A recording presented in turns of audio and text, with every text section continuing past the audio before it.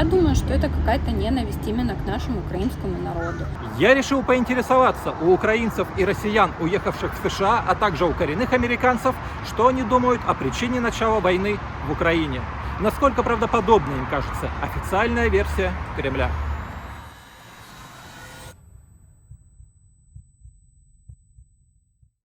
А давайте сейчас ему позвоним и узнаем. Я считаю, что это война для того, чтобы скрыть внутренний экономический кризис, все провалы и сделать некоторого внешнего врага, чтобы, как всегда, попытаться объединить людей. Но в результате его действий он объединил всех, кроме своей собственной страны и людей внутри нее. Почему он начал? Тяжело сказать, потому что у этого человека в голове может быть даже какие-то болезни и тому подобное.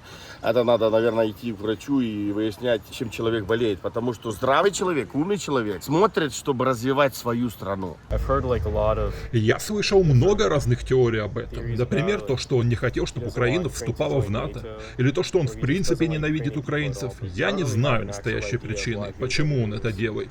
Я лишь считаю его жесточайшим террористом. Его не заботят другие люди. Он бессердечный преступник. Я думаю, что это какая-то ненависть именно к нашему украинскому народу. Стереть нас с лица земли, просто чтобы мы не жили, не дай бог, лучше, чем россияне, не дай бог, существовала наша страна и вообще украинцы как нация.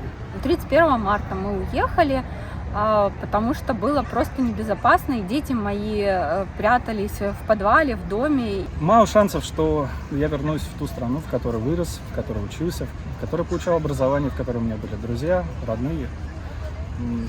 Я понимаю, что возможность увидеться с моими родственниками откладывается еще на неопределенный срок. С бабушкой, которая в почтительном возрасте, я маловероятно, что уже увижу. Возможно, он хочет расширения Российской империи, и он начал с Украины, потому что она ближе к России. Я думаю, что, возможно, через 20-30 лет Россия опять станет настоящей империей, если другие страны не будут ничего делать, а будут просто наблюдать за тем, что происходит в Украине. Это было такое решение одного лишь человека, нашего властелина, такое, которое он принял играючи, и теперь просто он играет в войну. А солдаты, люди — это всего лишь маленькие пешки. У него, на мое скромное мнение, просто что-то случилось с головой.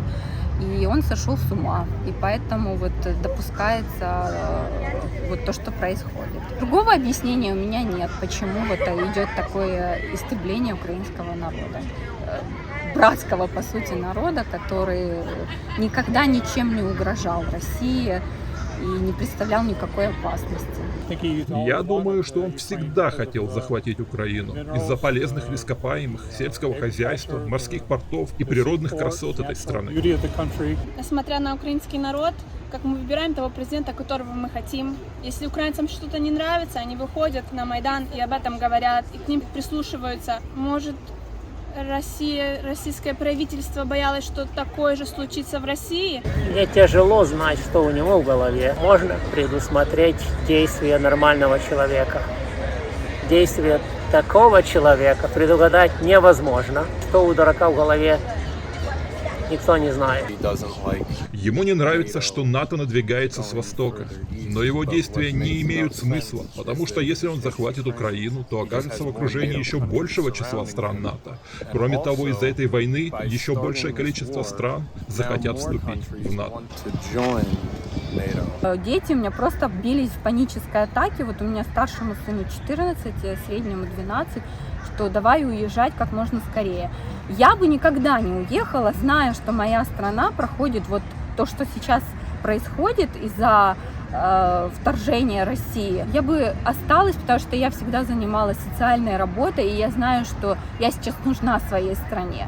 Но я потеряла младшего сына от рака 3 года назад, и я чувствовала, что я должна спасти своих старших детей и сделать для их жизни все, что я могу. Честно говоря, я думаю, что его время уходит, и, возможно, он очень болен. Я думаю, что изоляция от ковида свела его с ума. Я думаю, он просто должен уничтожить Украину, если он хочет оставаться президентом России. Потому что он не может допустить развивающейся демократической страны рядом с Россией. А как бы вы ответили на эти вопросы? Пишите свое мнение в комментариях, ставьте лайк этому видео, подписывайтесь и не забывайте нажимать на колокольчик для того, чтобы получать уведомления о выходе новых видео на канале. Всем спасибо за внимание и пока!